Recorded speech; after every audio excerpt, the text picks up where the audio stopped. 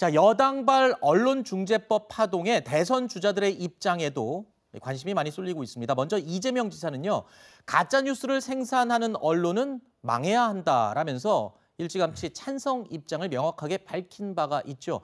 직접 들어보시죠.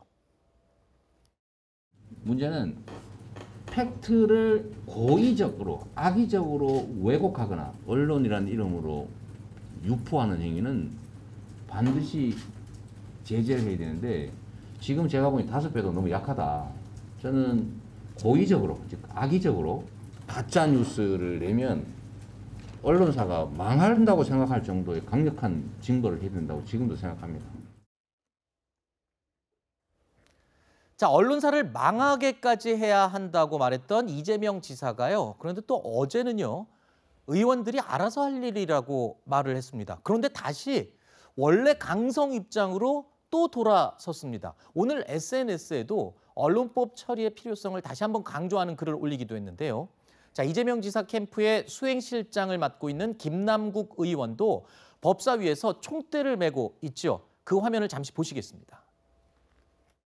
피해자 구제를 위해서 이 명백한이라고 하는 표현을 좀 빼는 것이 바람직하지 않나라는 생각이 듭니다.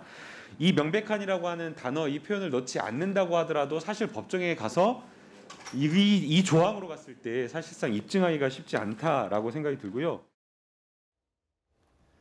자, 이재명 지사는요, 오늘 SNS에 언론법 처리의 필요성을 강조하는 글을 올렸습니다.